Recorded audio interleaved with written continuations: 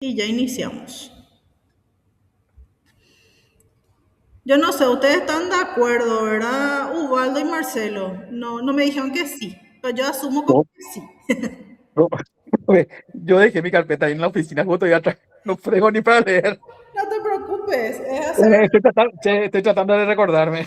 Sí, no te preocupes. En realidad, si tienen ahí a mano su power o lo que sea, no hay problema. De igual forma, vuelvo a repetir que la idea es hacer una retroalimentación, solo un recordatorio, porque yo voy a ir presentando.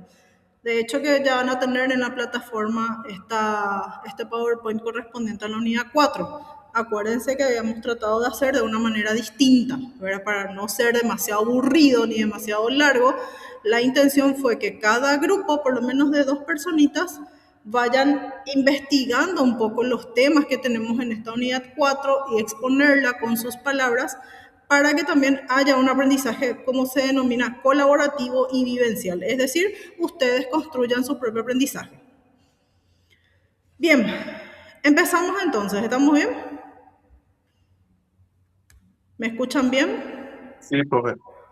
Súper, Sí, súper bien. súper. Vamos entonces a... Gracias, señor. ¿Pueden ver? Sí, se verifica, profe. Se ve, súper. Dale. Vamos, Yo voy a Rubí. aumentar para no ver. ¿Eh? Yo no veo bien. Ahí voy a aumentar para ver. A ver. Podemos aumentar. Ahí. Ahí ya es muy grande. Ahí. ¿Qué tal ahí?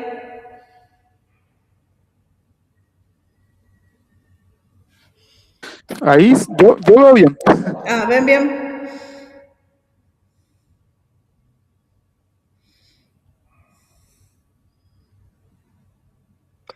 Parece que no entra todo nomás. ¿Desde dónde estás vos? ¿De tu celular o de tu compu? Pues yo estoy desde un No, no, remoto, no de mi profesor. desde el celular, y capaz por eso nomás que ves muy Ah, chiquito. ya, Grecia y con. Bueno, no, pero leo. Pero el tema es que el costado no entra. Ah, ya. Ahora leo. Puedes extender también con tu táctil o algo. Así se agranda Sí, también la puedes pantalla. hacer de manera horizontal también. Ahí puede ser Ah, ya, mejor. es horizontal lo que sí, ya hice lo hace. Ahí, ya, ahí. Los dos hice. Ahí está. Ahí está. ¿Está? Sí. Ok. Iniciamos entonces. Y Marcelo decía la primera parte, profe. Después yo decía desde el 412 hasta el 404. Sí, Y de mal no me hecho que recuerdo. ahora vamos a hacer una retroalimentación muy general. En la primera parte lo habían expuesto Gianfranco con Santiago, pero me parece que Santiago todavía no está en la llamada. Gianfranco sí acaba de entrar. Vuelvo a repetir que la idea es solamente hacer un recordatorio, no es volver a explicar todo, sino puntos más importantes y continuamos en honor también al tiempo y a las personas que tienen que exponer hoy, ¿verdad? Entonces vamos rapidito, que nosotros nos acordamos de lo que dimos la última vez, que es aproximadamente hace 15 días. Habíamos investigado, habíamos trabajado puntos importantes. Sabemos bien que no vamos a poder abarcar todos los puntos de lo que es periodo clásico, porque en realidad es el siglo de oro, que sabemos muy bien de quién era, quién es la persona que se nos viene a la cabeza con siglo de oro o el periodo clásico. Pericles. Pericles, muy bien. ¿Qué habíamos dicho nosotros de Pericles? Que era una persona, vamos a decir que demócrata, que le hacía participar a todo el mundo y creo que también era muy igualitario al repartir las cosas, ¿verdad? Sí, era uno de los fundadores, vamos a decir, porque en realidad son varios. Aquí hay más nombres, ¿verdad? Antecedentes de Pericles, por supuesto, que habían aportado con su granito de arena para que sea una democracia. Entendemos también que la democracia que se utilizaba en ese entonces no es la misma de ahora. Estuvimos viendo las características. También hablamos de algo muy importante para ellos, que era la ley de ciudadanía. ¿Se acuerdan? Que no cualquiera era ciudadano. Y ahí ya hablamos nosotros un poquitito de las clases sociales, ¿verdad? Entonces, ¿cuál era una de las características o uno de los fundamentos más fuertes para poder tener la ley de ciudadanía? Era el de tener padre y madre ciudadano. ¿Qué significa eso? Que tenían que ser autóctonos. ¿Saben ustedes qué significa la palabra autóctonos? Me imagino, ¿verdad? Que son nacidos en el territorio Nacido, sí, correspondiente. nacido en el territorio correspondiente. Muy bien, muchas gracias. Origina- Excelente. originarios. Originaria, Autóctonos. exactamente, ¿verdad? Bien. Después habíamos hablado que Atenas con el tiempo estaba al frente, estaba a la cabeza de lo que es la economía, el comercio y la vida cultural en la Hélade. Hablamos de que este siglo V era el siglo de las artes y la belleza. No lo habíamos profundizado porque eso lo van a exponer los otros compañeros, ¿verdad? Que todavía no expusieron.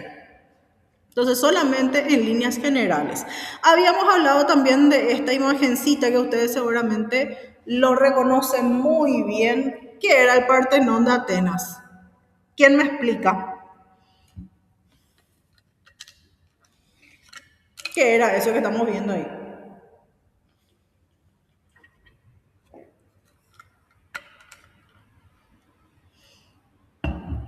¿Conocen ustedes esta imagen?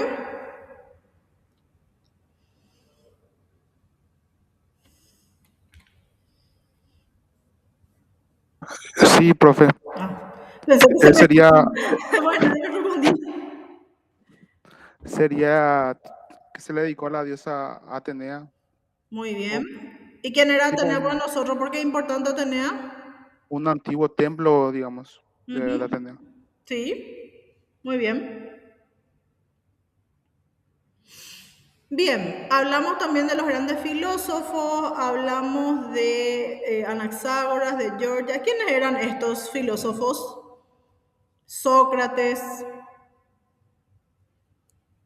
los famosos sofistas. Habíamos hablado en clase, ¿qué hacían los sofistas que no les gustaban a los filósofos? Cobraban para enseñar y Cobraban usaban la por retórica. el conocimiento, ¿verdad? Pero acuérdense que el conocimiento no siempre era verdad. Entonces, esa era la pelea con el filósofo. ¿El filósofo qué hacía? Estaba en búsqueda de la verdad, del conocimiento. Y el sofista qué hacía? Cobraba por lo que sabía, pero en realidad, ¿qué más cobraba? Cobraba para enseñarle a convencerle a las personas y no precisamente era cierto lo que decían, ¿se acuerdan?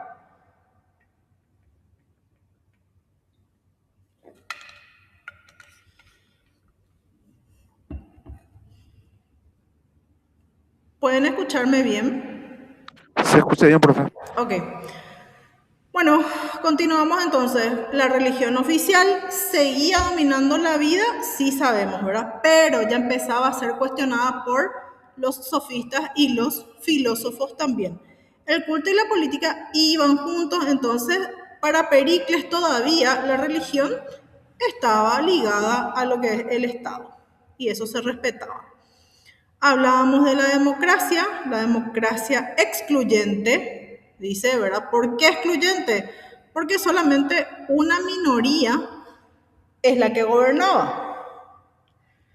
La conexión también empieza a quebrarse entre lo que es religión y polis. Habíamos hablado de los ritos de iniciación, de los misterios de Eleusis en el Ática y las críticas de los sofistas.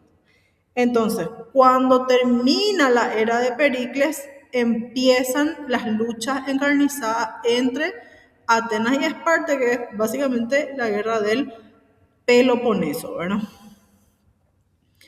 Muy bien. Empezamos ya aquí también con Filipo II, que asume ya el poder en Macedonia, ¿verdad?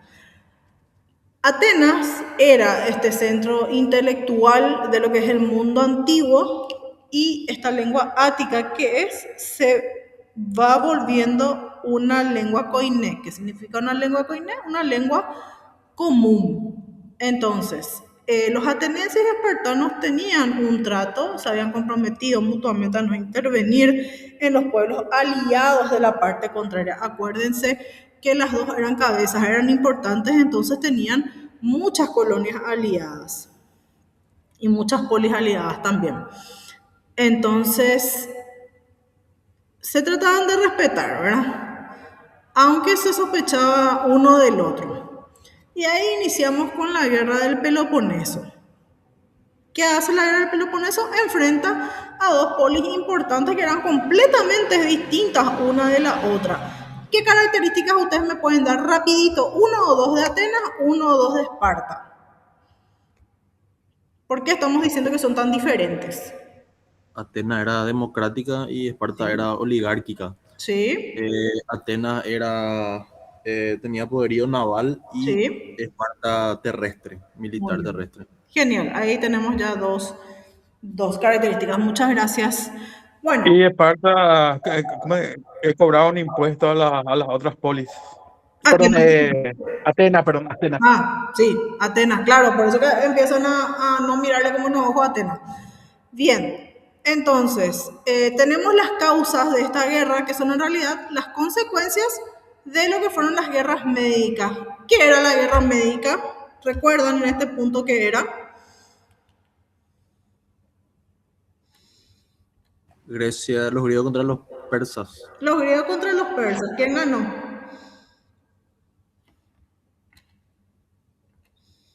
Grecia. Ujú. Bien.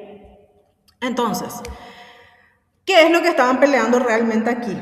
La hegemonía. ¿Quién va a estar a la cabeza? ¿Quién va a estar al frente? Entre Atenas y Esparta, porque las dos, por supuesto, quieren estar al frente, ¿verdad? Entonces, Esparta, ¿qué es lo que quería hacer? Frenar este expansionismo que sí tenía Atenas. Y claro, Atenas tenía, por supuesto, sus intereses comerciales. Para este punto era demasiado grande. ¿A qué nos referimos? Que no solamente era una Grecia continental, acuérdense que también era insular, con todas las islas, más con todas las colonias, y estaba expandiéndose cada vez más, porque acuérdense que se expanden hacia el este, pero después empiezan a expandirse también hacia el oeste, ¿verdad? Entonces, ¿qué es lo que querían hacer? Y algunas ciudades ya querían deshacerse, dice el yugo ateniense, es decir, ya no querían estar pagando esos impuestos que le estaba cobrando Atenas por ser justamente parte de ese conjunto.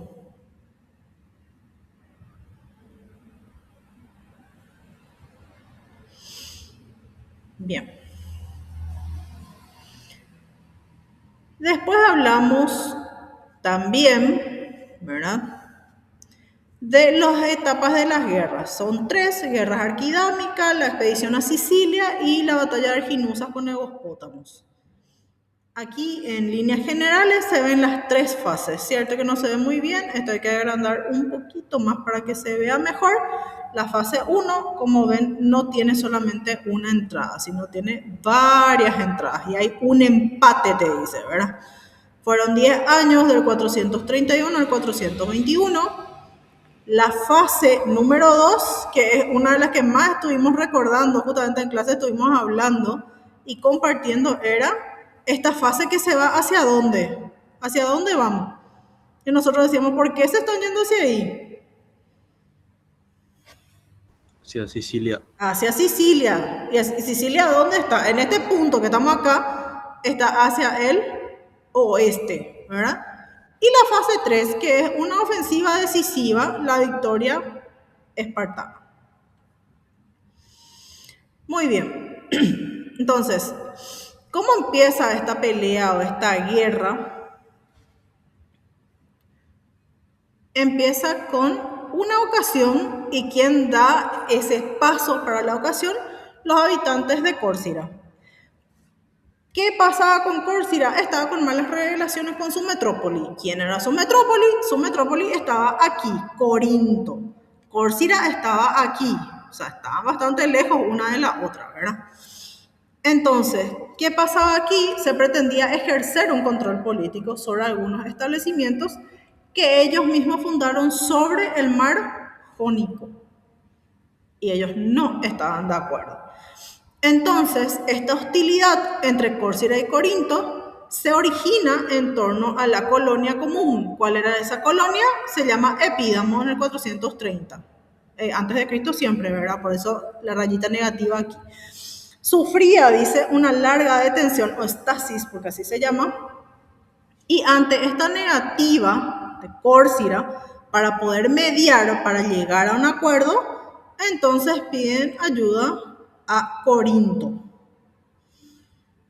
Esparta entonces no participa. Sí, una embajada de Córcira se presenta a Atenas para solicitar la entrada en la liga naval que tenían. Entonces los corintios acuden también a la ciudad para poder advertir, dice, a los atenienses que no se inmiscuyan. Los atenienses, dice, aceptan ofrecer a los córcidas una alianza de segundo nivel. Entonces, ¿qué significa de segundo nivel? No pueden tener una guerra directa con Córcira, y eso se llama sinmarcha, pero se les ofrece lo que es una epimarcha, es decir, desde el momento en que ellos son atacados, sí pueden ayudar a defender. Atenas, entonces, lo que hace es aplicar unas medidas represivas a otra colonia, que es la colonia Potidea, que está en la región de Calcídica y que es miembro de la Liga de Delos, por una sospecha de secesión. ¿Y qué significa secesión? Se separa de una parte del pueblo para tratar de formar un estado independiente o unirse a otro estado. Los atenienses lo que hacen es prohíben que se empiecen a recibir magistrados. Estos magistrados que anualmente enviaban los corintios. Y les advirtieron que iban a demoler las murallas y a entregar rehenes.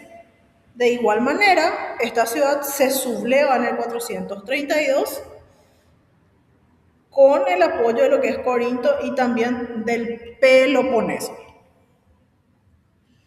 Esparta entonces considera que esta tregua que ellos tenían de no meterse, ¿verdad?, fue rota por Atenas, y en una reunión de delegados de la Liga del Peloponeso se pronuncian a favor de la guerra.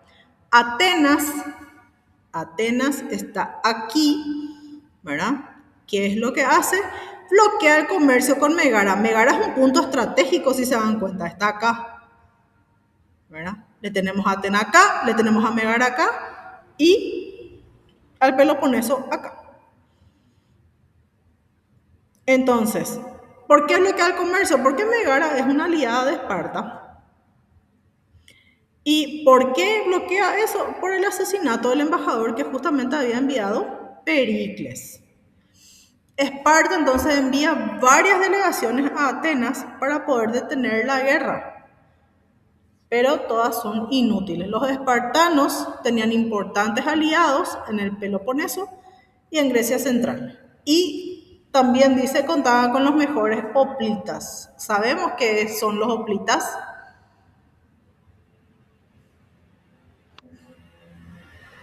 Eran los... Claro, ¿no? No. Soldados autogestionados, parece que era, ¿verdad? Sí, soldados, los soldados.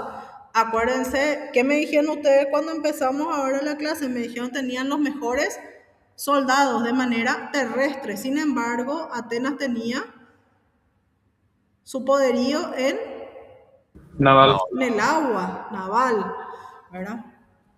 Bien, los lacedemonios, que son los de Peloponeso, contaban con un número creciente de periecos e hilotas libres. ¿Por qué? Porque los homoioi continuaban disminuyendo. ¿Cuál fue la causa? Un terremoto en el 464, para poder explicar del por qué lo que estaban disminuyendo, ¿verdad? Otra cuestión era el malentendimiento entre los éforos y los reyes. Acuérdense que teníamos, ¿cuántos reyes? ¿Dos? 2 reyes. Entonces, todo eso debilitaba el mando del ejército. Y por supuesto también afectaba a lo que es la diplomacia. La liga, entonces, del Peloponeso apenas contaba con navíos, a excepción la hecha por los de Corinto.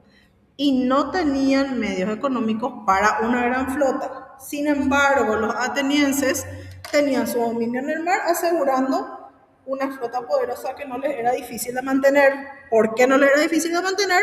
Porque dependían, por supuesto, del tributo anual. ¿Cuántas ciudades tenían que vigilar? Ahí ya les dice 300 ciudades aliadas, que estaban todas a lo largo del Egeo. Y la dominación siempre estaba amenazada, ¿por qué? Por todos los complots locales.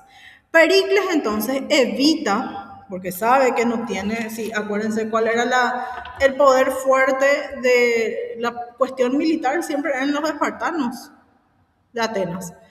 Entonces él lo que hace es evitar una batalla en tierra firme y confía en la fuerza naval de Atenas. Las hostilidades, es decir, las causas, ¿verdad? Lo más ya cercano a lo que es una guerra, fueron iniciadas por Tebas, esa incomodidad, digamos, ¿verdad? Tebas contra Platea. Envía entonces un pequeño ejército a sorprender a la fiel aliada de Atenas en el 431, pero desbaratan la tentativa y asesinan a todos los prisioneros. Los espartanos agotan los víveres y se vieron obligados a retirarse. Entonces, ¿de quiénes hablábamos? De Tebas y Platea. ¿Dónde estaba Tebas? Aquí, muy cerca del Ática. ¿Y dónde está Platea? Por acá. No tengo forma de sacarle a este. Ahí ya le saqué. Me molesta. Aquí está Platea. Muy bien. Atenas lleva entonces a cabo la primera de las operaciones dirigidas por su flota contra las costas del Peloponeso y expulsa, dice, a los eginetas, son de Egina, de su isla. Pericles plantea una guerra de agotamiento en el 430. Hace su primera salida, la flota del Peloponeso destruye las ciudades de la Liga de Delos y caen bajo su poder, y pasó a cuchillo a todos los comerciantes atenienses prisioneros. Al tiempo de esto, inicia una gran epidemia y se extiende entre la población, reduciéndola a un tercio, para que se imaginen nomás, ¿verdad? En el 430, 429 y 427. Entonces los atenienses empiezan a culpar a Pericles por sus males y porque éste no era capaz de rendir cuentas. Es decir, tenían tanto dinero y lo que ya veían los atenienses es que él no estaba pudiendo demostrar en qué gastaba ese dinero, ¿verdad? Entonces es condenado a una fuerte multa y un cambio de opinión, porque él ya había salido del poder, él vuelve, pero muere un poquito después, que es en el 429. Entonces, hasta el 425, estas operaciones militares, con excepción de las campañas dirigidas contra las tierras de Ática o el litoral del Peloponeso, se libraron en el mar Jónico. Los atenienses, por supuesto, tenían sus puntos decisivos que les permitían seguir de cerca los movimientos de la flota corinta e interceptar los envíos. En el 425 ya le tenemos a Demóstenes. ¿Qué es lo que hace Demóstenes? Tiene la idea de ocupar la península de Pilos en Mesenia para instalar una base permanente para las incursiones realizadas en territorio espartano. Pilo cambia varias veces. Pilo está aquí en la región del Peloponeso, aquí, para que tengan una idea. Cambia, dice, varias veces de manos hasta poder quedar bloqueados. Entonces, estos hoplitas espartanos en un espacio estrecho, y para poder salvarse, inician las negociaciones que van fracasando como consecuencia de unas exageradas pretensiones que hay, que es de Cleón. ¿Quién fue Cleón? Para este entonces ya es un demagogo ateniense. ¿Qué significa demagogo?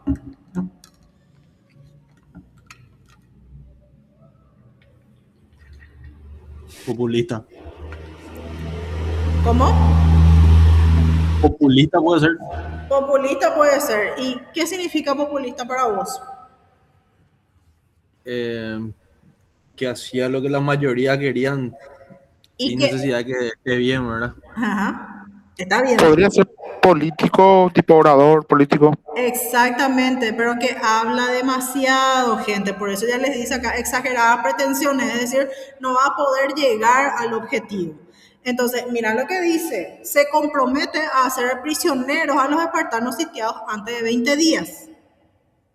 Y esa es una pretensión exagerada, ¿verdad? Entonces, demagogo es el que habla y solamente habla, ¿verdad? Bien, entonces, utiliza el plan de Demóstenes y aprovecha el incendio del bosque que cubre la isla ocultando a los espartanos. Desembarca y obliga a rendirse al adversario. Entonces, en el 424, los atenienses fracasan ante Megara, pero logran el control de su puerto que era Nicea. Aquí hablamos también del general espartano Brásidas, que se lanza a una campaña atravesando Tesalia con 700 hilotas libres y 1000 mercenarios. Conquista Calcídica, derrota a Cleón en los muros de Anfípolis, donde fallecen los dos líderes.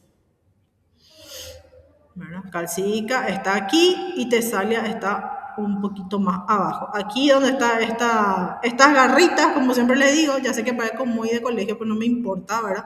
Lo que me interesa es que se les quede bien los lugares, porque uno de nuestros puntos fuertes justamente siempre es mapas.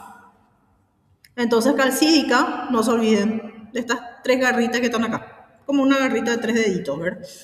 El general Nicias entonces empieza a negociar con los espartanos una tregua de 50 años, que tuvo por principio la vuelta a la situación en el 431.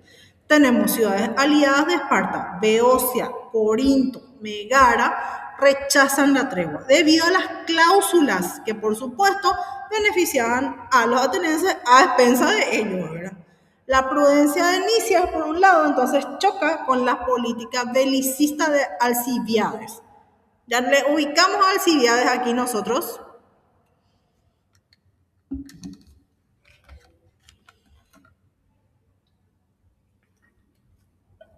Le ubicamos a Nicias, le ubicamos a Alcibíades. Entonces, por un lado le tenemos a un Nicias pacífico y le tenemos a un Alcibíades bélico, ¿verdad? Entonces, ¿qué es lo que hace Alcibíades? Se lanza a su arriesgada aventura, que era hacia Sicilia, es decir, a 1200 kilómetros de su ciudad. ¿Cuál era la intención de Alcibíades? Hacer de ella un centro de habituallamiento. ¿Qué significa habituallamiento?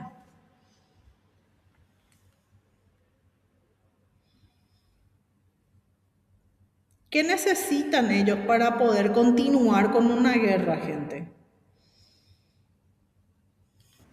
Provista, pues. Claro, necesitan proveerse. Entonces, él lo que quería era tenerle ahí a Sicilia, ¿verdad? Tener ese centro de provisión para poder apoderarse, dice a continuación, de Cartago e Italia. La escuadra entonces partió a mediados del 415. El mando de la expedición se dio a Nicias y a Lámacos. El primero desembarca en el sur de Sicilia, pero empieza a refugiarse justamente en Catania. Tuvo que volver por el invierno, que era muy crudo. Lámaco no puede impedir que el ejército de espartano Gilipo rompiera el bloqueo de Siracusa y penetra en la ciudad. A consecuencia de eso, un gran combate por tierra y mar, Gilipo se apodera de Plemirium, una posición muy importante que aseguraba las comunicaciones de Nicias con el mar. ¿Dónde está Catania? Está aquí. Y Siracusa aquí. ¿Cómo se llama esta isla entonces?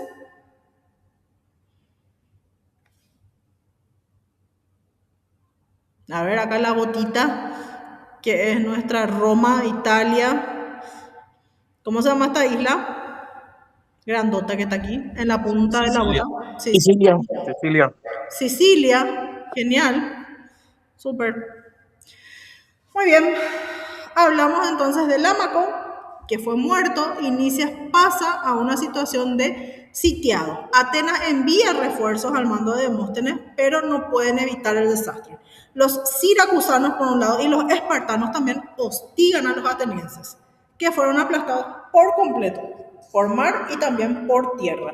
Demóstenes y Nicias fueron degollados y los prisioneros encerrados en una cárcel de esclavos que se llama Ergástulas. Perecieron, por supuesto, en su mayor parte, ¿verdad? Y los que fueron los sobrevivientes fueron vendidos como esclavos con una marca en la frente. Alcibíades parece restaurar la fortuna de Atenas, recupera la popularidad por la victoria de Abidos sobre el almirante espartano Mindaros y un año más los vuelve a derrotar en Cícico. Pensando los atenienses que habían vencido a todos los espartanos, ¿verdad? ¿Qué es lo que hacen? Empiezan a rehusar los ofrecimientos de paz. Pero el fin de Atenas estaba muy cerca. ¿Por qué?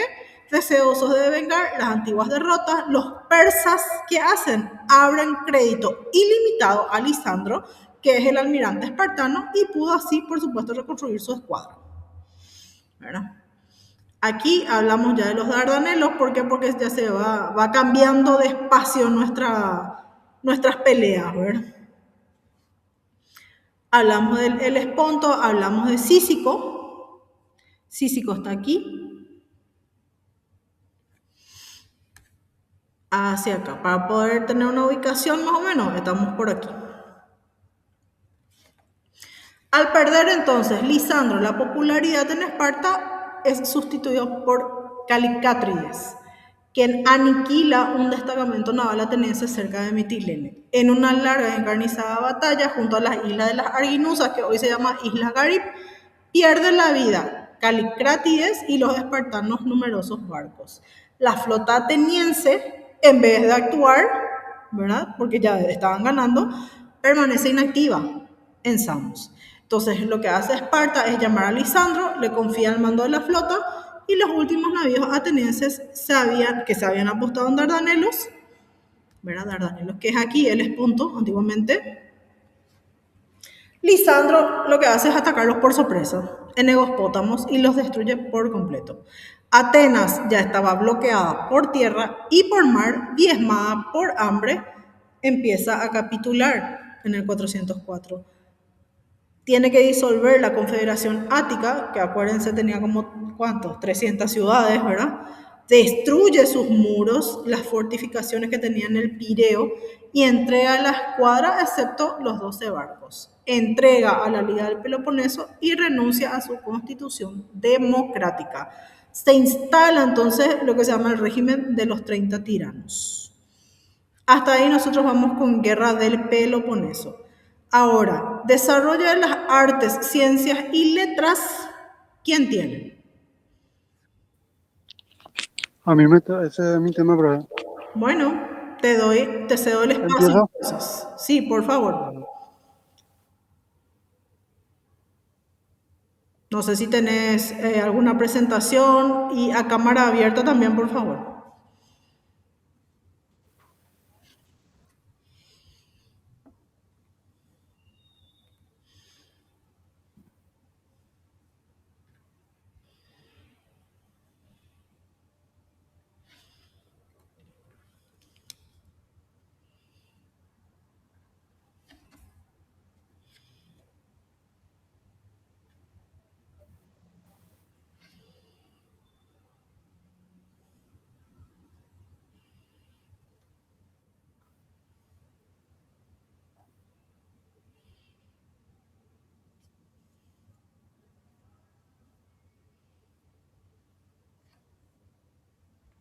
Yo no te escucho, Víctor, no sé si estás hablando.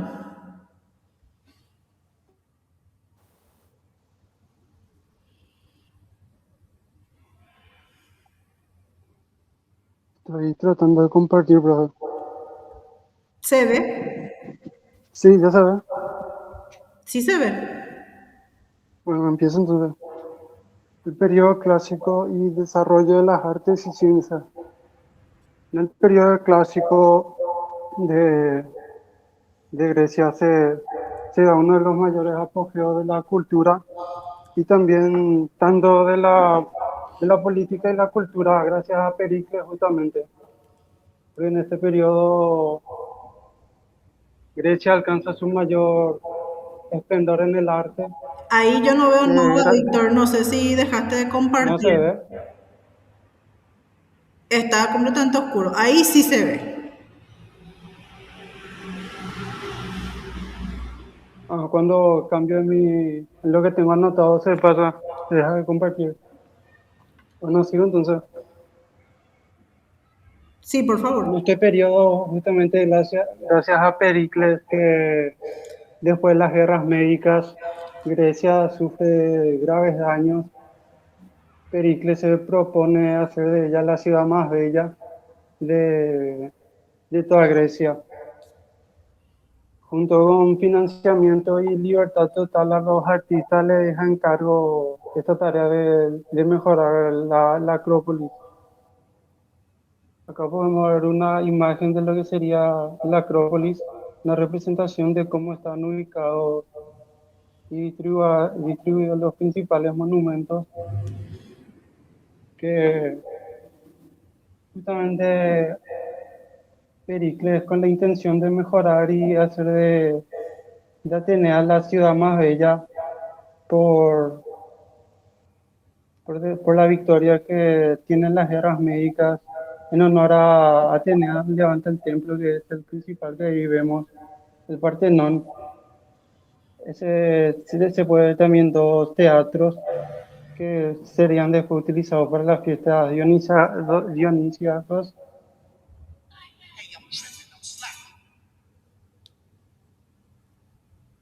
El Partenón, que es la obra principal justamente para albergar a la diosa patrona de la ciudad, en el que la idea principal de Pericles era, en honor a la diosa por la victoria de la guerra, hacer en el centro una escultura gigante de ella, que sería encargada por Fidias. La construcción del templo sería encargado de Íctino y Calícrates. Todo el diseño y esta, por ejemplo, la ilustración, esta es una ilustración que se tenía planeado o lo que se tiene como prueba capaz de interpretaciones de relatos sobre lo que era la escultura central de la diosa.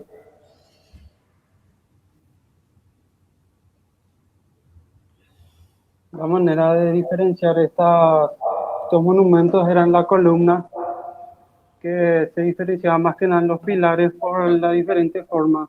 Tenían tres órdenes principales, que era el orden dórico, el jónico y corinto, siendo el orden dórico más simple y más geométrico, y el orden jónico ya presentaba diferencias artísticas en la parte superior del pilar. El corintio es una forma casi igual a la jónica, solo que con más detalles. Y todas las esculturas estas que se presenciaba o que hacían ellos, eran las puertas o los techos era de forma recta, casi no usaban los arcos, justamente por el tema de las matemáticas y la perfección que buscaban. Víctor,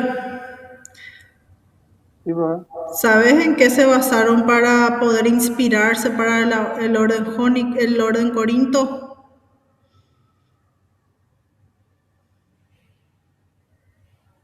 em, el que el diseño, Sí, o, o- ahí está tu porque, diseño.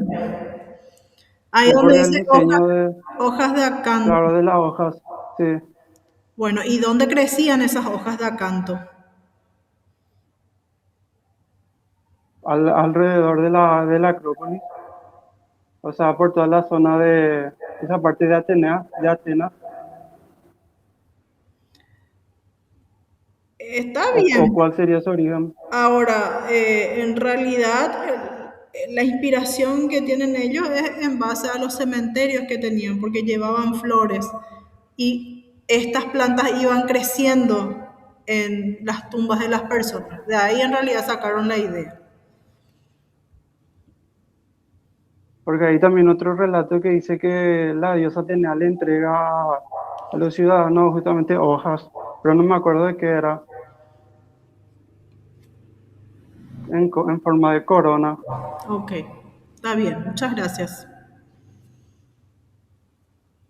Era- Tanto tenía el afán de ocultar la función de estas columnas, que justamente serían para ocultar la función específica que era la de sostener el techo, que llegaron incluso a ser esculturas enormes, que estas son originales del templo de Erectón, que está al lado del Partenón, justamente, en el que representan las cariátides, siendo mujeres estas esculturas, y en el caso de ser hombres serían naclantes, como se denominaría. Después tenemos también una cosa muy importante en esta época, que es la escultura y la búsqueda de la perfección y la belleza, junto con el ideal de la belleza del Apolineo, en el que se basan muchos relatos históricos o relatos mitológicos históricos de personajes que van dándole forma esculpiendo en el mármol o en el cobre, pero en la época arcaica sería más rígida y por nuevas técnicas como el contraposo le daría movimiento y dinamismo. Utilizaba esa técnica principalmente con la idea de que si se apoyase en una pierna del cuerpo podían darle forma y naturalidad, como el disco bolo, por ejemplo, que es la representación más viva de eso, de ese movimiento. También tenemos a la Venus de Milo. Estas copias, o sea, estas esculturas que se sabe, que se tiene sabido que eran así, son solo copias romanas, que se empiezan a buscar la idea esta de perfección y que le gusta después a los romanos para hacer copias, y las originales casi no se hay, o al menos las importantes. Esta Venus de Milo, por ejemplo, es una copia nomás. La cerámica y la pintura, es capaz la cerámica es el origen de toda esta inspiración artística o el origen de lo que va encaminado después el arte de Grecia, siendo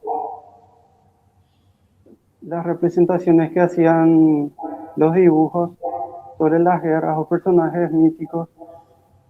En esta época de la fase arcaica, el periodo clásico de Grecia, se da simplemente un cambio entre el proceso de hacer esta cerámica, siendo el color que empieza siendo negro y con el color original de la cerámica a forrarse todo de negro y dejar las figuras en color rojo. De la pintura se sabe poco porque los pigmentos se fueron deteriorando con el tiempo, pero gracias a relatos y como se describe en historias o relatos de pensadores de esa época, se cree y se recrea que fueron muy coloridos los monumentos y la ciudad, y más si era dedicado a dioses, como estas recreaciones que tenemos. El desarrollo de las letras y las ciencias, la poesía siendo mayor importancia para el relato o bastante inspirada por la patria y la religión. Podemos nombrar a Safo, por ejemplo, la poetisa. En el teatro se dividía en dos formas: la tragedia, que era más representada por Esquilo, Sófocles o Eurípides, mientras que Aristófanes prefería hacer comedia, que es comedia política. También una cosa muy importante de esta época es la historiografía, gracias a Homero con la Ilíada, con la poesía de Homero de la Ilíada y la Odisea. Tenemos a Anteo, el padre de la historia, a Heródoto, Y el que ahí sigue Penal.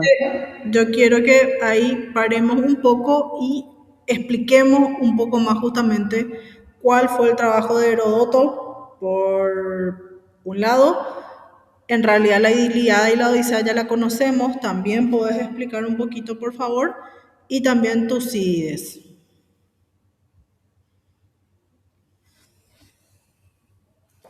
Heródoto comienza narrando lo que sería el origen de los dioses, iniciando así la historiografía. De alguna forma se plantearon de que tenían que tener escrito lo que era el hecho de la historia humana. Entonces Heródoto lo que hace es contar y narrar la descendencia de los dioses y su origen, Homero con la guerra de Troya saca las Pero ahí te narraciones. falta un poco más de Heródoto. Él explica guerras muy, muy importantes que justamente estuvimos explicando en estas clases. ¿Cuáles eran? Las médicas. Las guerras médicas y también la otra. Porque él habla en un inicio por lo menos de las guerras del Peloponeso también. Yo sé que Tucídides es la que se enfoca más en la guerra del Peloponeso, narrando la historia, alejándose más de los mitos y resaltando los hechos de los hombres, a diferencia de Homero que mete mitología con lo que pasó realmente. También habla de una palabra muy básica que utilizamos hasta hoy en día, que es la palabra bárbaro. ¿Llegaste a estudiar algo de eso? No, profe. Es lo que hace, entonces te voy a ayudar un poquitito aquí, ¿sí? Intenta comparar el mundo bárbaro, porque para ellos acuérdense que bárbaro era todo lo desconocido. Entonces él trata de compararle entre a egipcios, persas, griegos y hace una honestidad científica y respeta también los hechos. Entonces él llega a una conclusión que en realidad el concepto de bárbaro era muy relativo. ¿Por qué? Porque cada pueblo va a ser siempre considerado bárbaro por el otro, ya que no tiene sus mismas costumbres. Ahí cierro mi aporte. Las ciencias, como inicio al principio se explicaba todo con mitología, entonces pasaban del mito al logos cuando esas respuestas que otorgaba la mitología ya no podían abarcar todo, buscaban explicaciones más científicas, o sea, más racionales a los fenómenos naturales, naciendo así la filosofía, como pensadores como Sócrates, Platón y Aristóteles, que fueron formando a través del largo del tiempo y llegar hasta sentar las bases de nuestra sociedad. También se puede resaltar las matemáticas, como Pitágoras, el fundador de la geometría.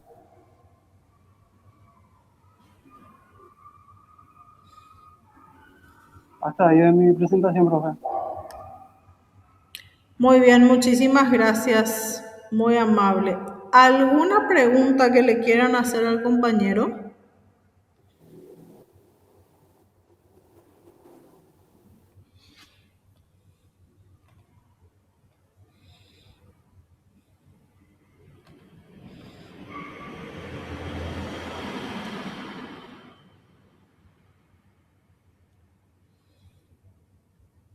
Marcelo, Ubaldo, Gustavo, Sonia, Briana, Gianfranco, Francisco. Por mi parte, no, profe. Yo les invito a que podamos debatir.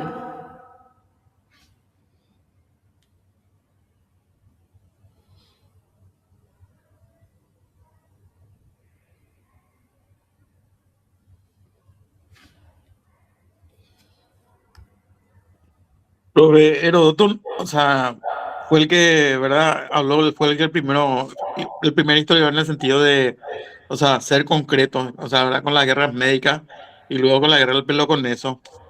Pero, o sea, fue así también como, pregunto si fue así también como dijo él que, o sea, empezó o sea, a ver la descendencia de los dioses, porque eso no sabía yo.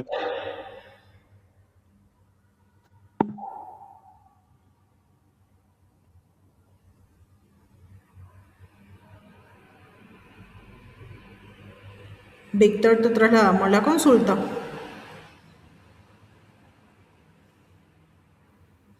Yo tengo entendido que fue Heródoto el que empezó a historiografiar los acontecimientos humanos, pero también así de los dioses, dando su explicación de la cultura que ellos tenían y lo que creían.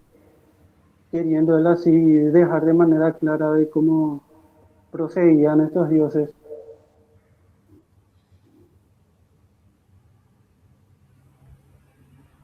Muy bien, muchas gracias. ¿Alguien más?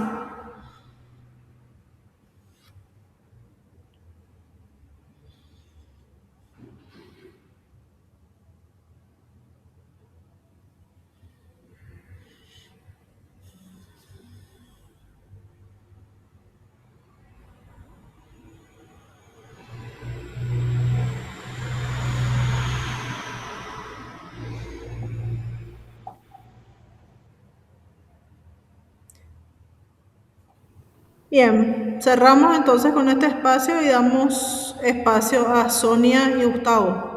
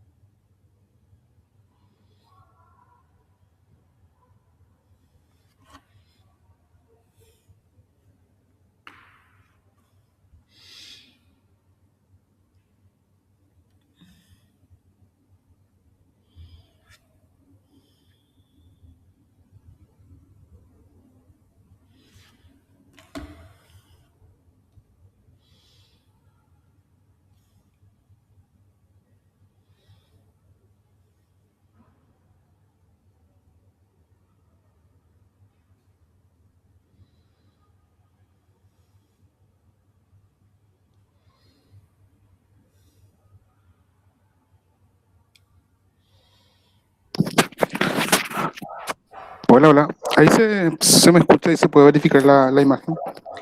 Sí, se te escucha y sí se puede ver la imagen. Ahora mi duda es cómo cambio. A ver, Ponemos presentación. a ver. Tu presentación, tenés tu cursor más hacia tu derecha, no, más hacia tu derecha, abajo, abajo, ahí donde está la pantallita, tipo como una pizarrita vas a ver, abajo, abajo, abajo. Al lado de ese que es porcentaje, para ver más chico, más grande, a tu izquierda tenés como una pizarrita. Acá tengo presentar, pero Te está yendo en otro lado, querido. sí, por eso no estoy pillando. Abajo, a tu derecha, tenés la pizarrita, que es como una pizarrita digital, digámosle, el que es un cuadradito y después abajo tiene como una pequeña línea.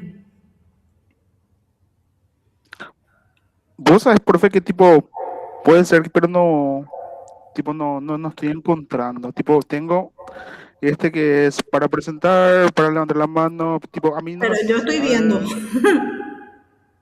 A sí, ver, no, y por eso. ahí No, donde tenés, yo lo que estoy perdido. ¿viste donde dice notas, comentarios?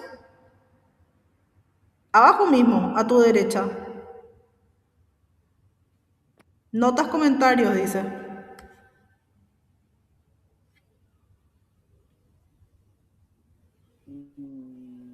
No, no estoy pudiendo.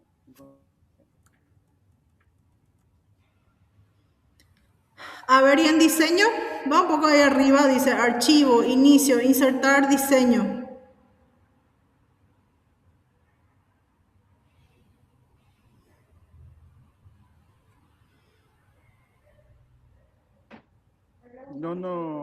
No me salta. Tipo, no pasa.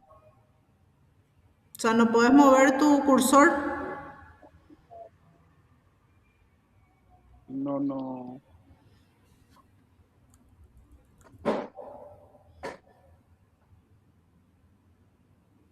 Ice disconnected. Ice paired.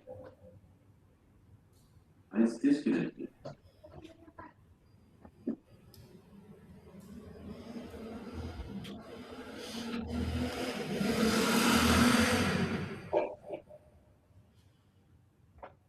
Ya va a terminar ya la hora y no puedo mover. No, por eso te digo, ves ahí No sé, arriba. no, no sé si puedo pasar al chat, profe. Si querés, no tengo problema y te voy a mostrar cómo se hace. Voy a probar.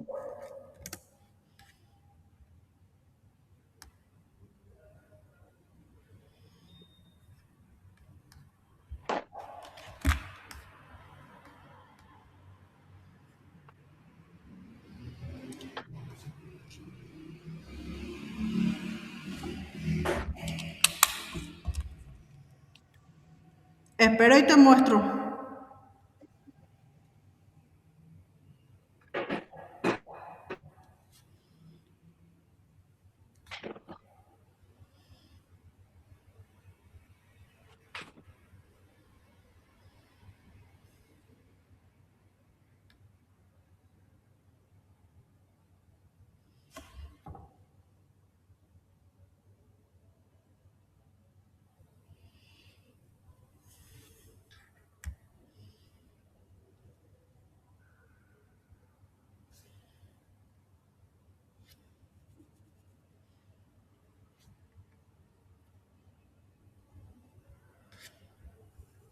Ahí ya conecté mi WhatsApp. Si me puedes pasar, por favor.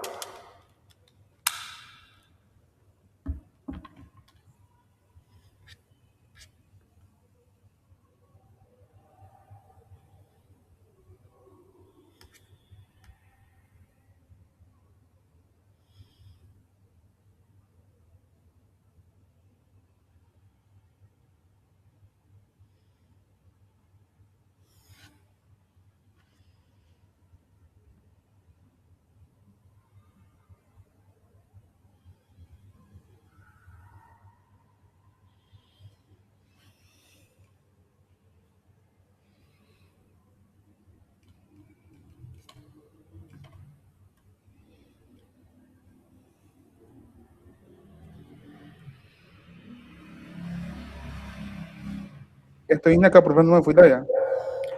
Sí, y estoy esperando tu WhatsApp, tu PowerPoint.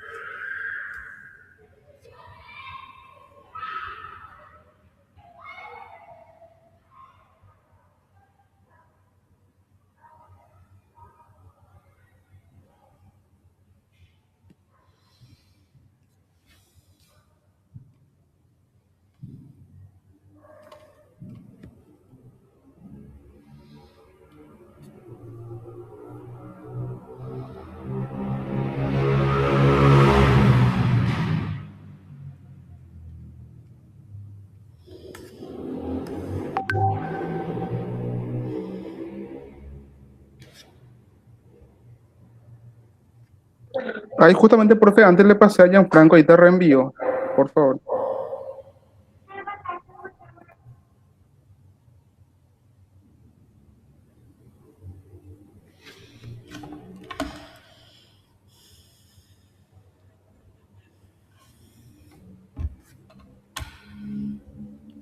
Sí, ya enseguida voy a abrir.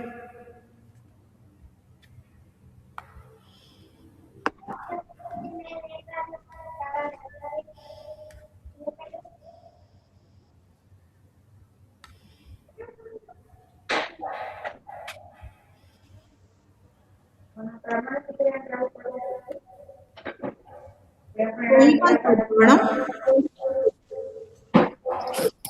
Te escucho, profe. ¿Se ve mi pantalla? Sí, ahora se verifica. ¿Sí? Sí, Muy bien. ¿Ves mi cursor? sí. Bueno, mi cursor te lleva acá, en donde te dice presentación con diapositivas.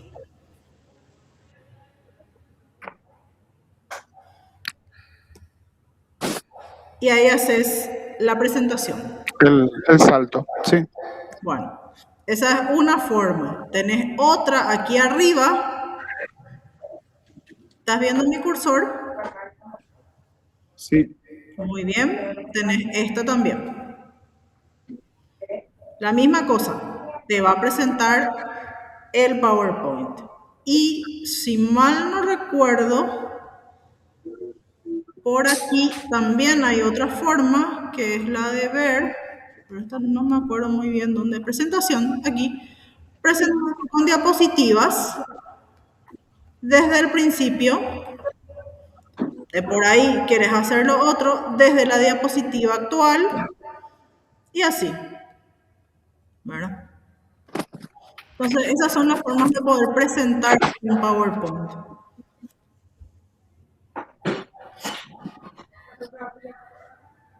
Ahora, decime cómo te sentís cómodo. Si querés, yo no me puedo presentar y vos vas explicando y me das las orientaciones para ir cambiando.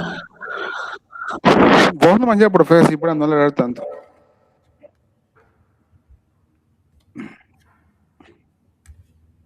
Ahí está. Súper, gracias, profe. Dale. Disculpe, compañeros. Nosotros con Sonia estuvimos leyendo justamente y analizando todo lo que tenga que ver con el legado cultural griego justamente.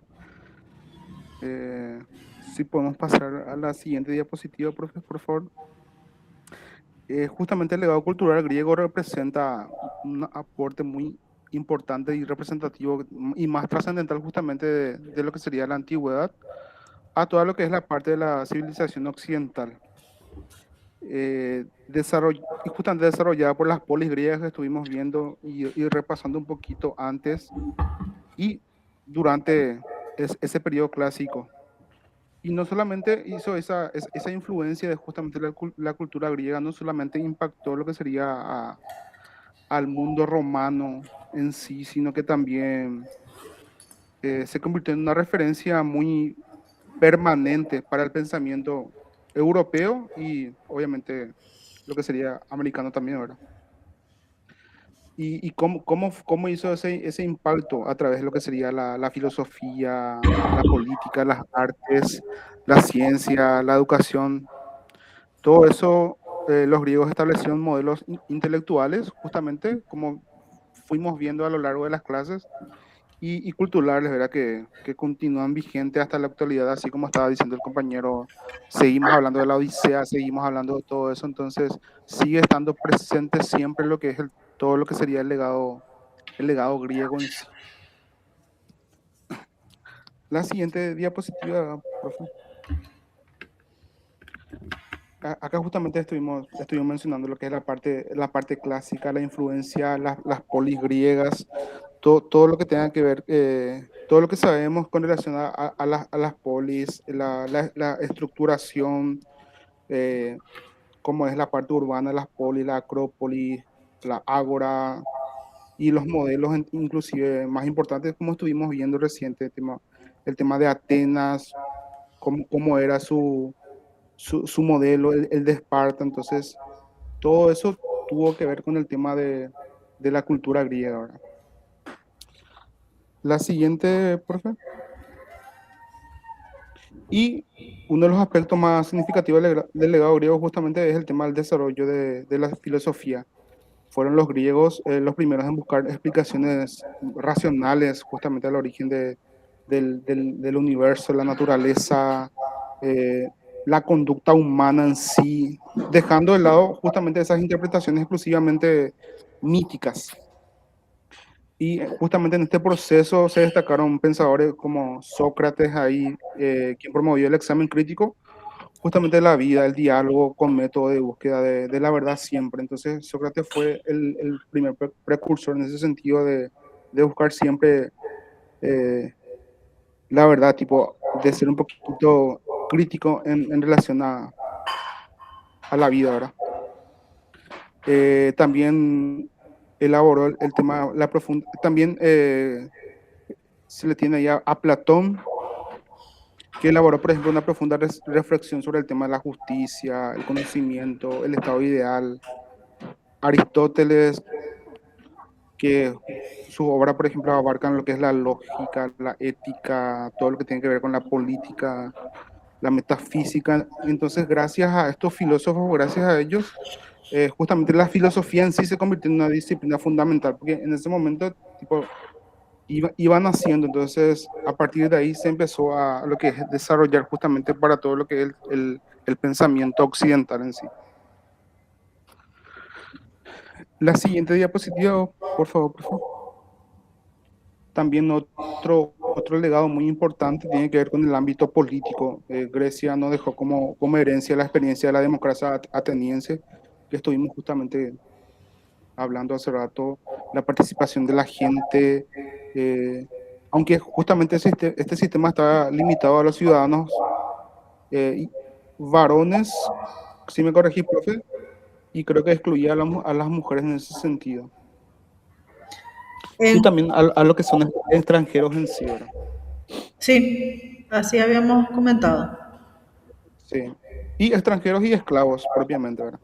Entonces introdujo esos principios innovadores para aquel tiempo, ¿verdad? Tipo, la participación directa de los ciudadanos en las decisiones públicas, súper importante, el tema del debate, la asamblea y la idea de que el poder debía de ejercerse con la interacción de la comunidad siempre, ¿verdad?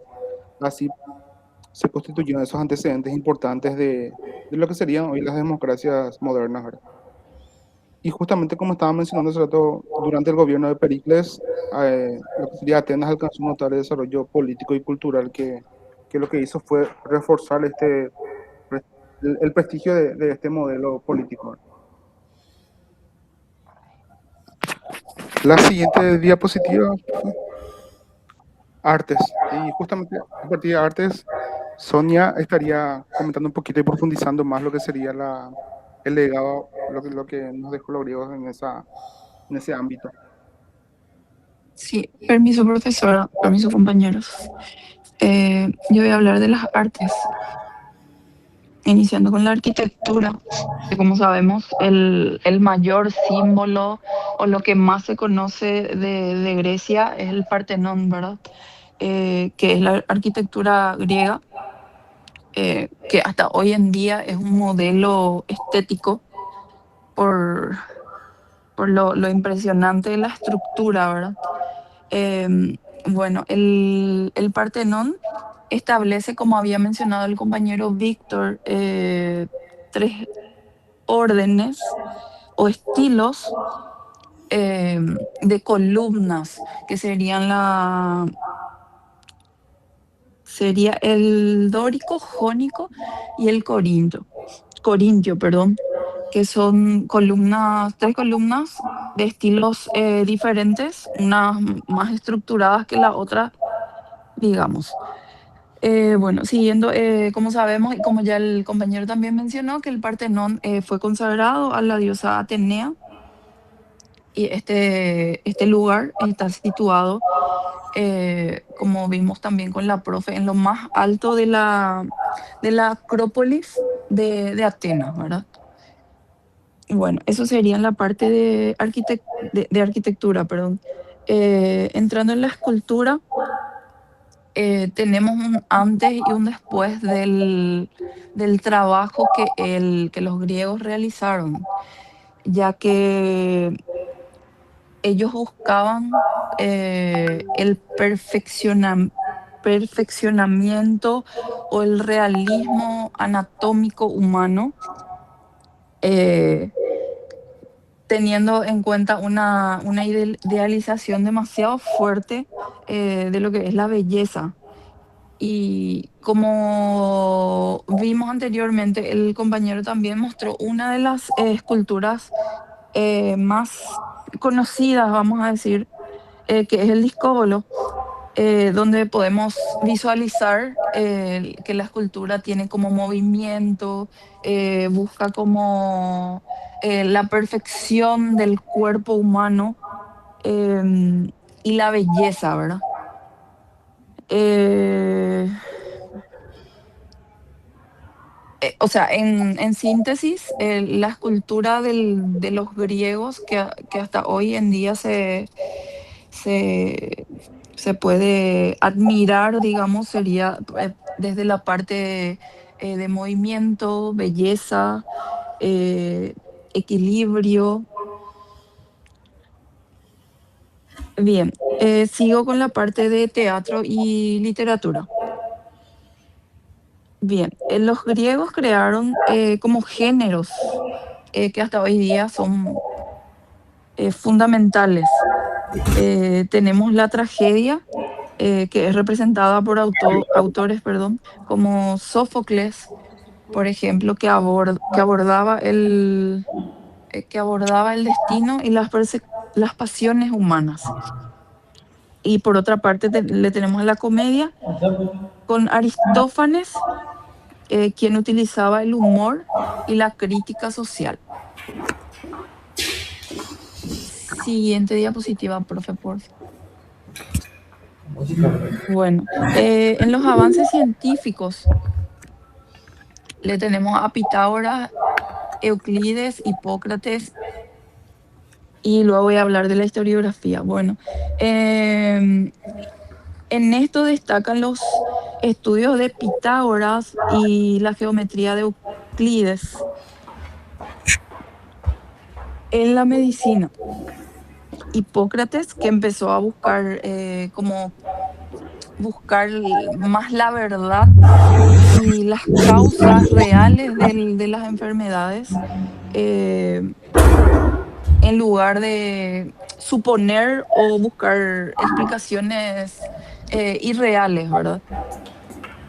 Y en la parte historiografía, perdón, le tenemos a Heródoto, que le estamos mencionando constantemente, porque Heródoto es considerado el padre de la historia, como sabemos, y en Heródoto busca y recopila sobre las guerras médicas y narra también la guerra del Peloponeso. Y por otro lado le tenemos a Tucídides, que aplica como un enfoque, perdón, más crítico y analítico, quien estudia la guerra del Peloponeso. Siguiente diapositiva, por favor.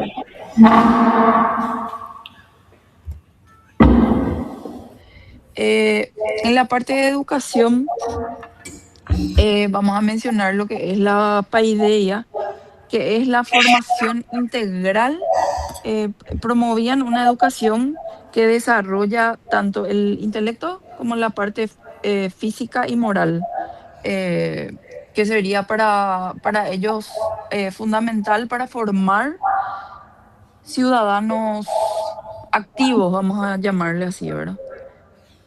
Y en la parte de influencia, cómo influyó en Roma, por ejemplo, los romanos adoptaron como gran parte de la cultura Griega. griega, perdón, que difundieron por todo su imperio. Y en la actualidad manejamos conceptos que estuvimos también mencionando, ya sea democracia, ciudadanía, filosofía, teatro. Todo eso tiene como una gran conexión con los aportes de la antigua Grecia. Siguiente, profe. Y como dice ahí, no solo son sus aportes, ¿verdad? Esto también transformó el mundo antiguo y continúan orientando el pensamiento, la educación y las instituciones de las sociedades contemporáneas. Incluso artistas se siguen inspirando, ya sea en las esculturas, en la arquitectura y todo lo que es la historia cultural de Grecia, ¿verdad? Y hasta ahí sería, profe. Y justamente, profe, a modo de aporte a lo que sería la representación, estuve compartiendo también con los compañeros la semana antepasada justamente esta exposición griega que se está haciendo en el Museo Sacro, Sí, acá, y justamente me fui a mironear mi horario de almuerzo, y entonces se puede ver justamente también lo que sería ese impacto cultural, justamente lo que sería en la parte de los murales, de lo que sería Grecia, que tienen que ver con los murales que se hacían en Pompeya y en el Herculano justamente. Y me comentó también le digo colega, que es historiador justamente que me atendió ahí en el museo, mencionó justamente ese aspecto que en esa época, después de lo que sería la erupción de Pompeya, justamente lo que la gente hacía posterior a eso era empezar a saquear trozos de las pinturas que estaban incrustadas por la pared, ¿verdad? Entonces, restos de lo que sería de esos retazos que la gente vendía en aquella época, justamente se puede observar ahí en el museo, que está muy interesante porque justamente una de las partes que yo pude mirar tiene que ver con el tema de que cuando Aquiles justamente se viste de mujer, se disfraza de mujer en la corte del rey Nicomedes, creo que era su nombre. Entonces fue muy interesante y justamente de forma visual te impacta de cómo todo lo que tenga que ver con Grecia impactó directamente en lo que sería la cultura griega y a partir de ahí en todo lo que sería la parte occidental. Muy bien, gracias Gustavo por el aporte, muy interesante. Gracias Sonia también. Si hay alguien que le quiere preguntar alguna cosa, y aquí cerramos un ratito para 5 minutos de tomar agua y después continuar.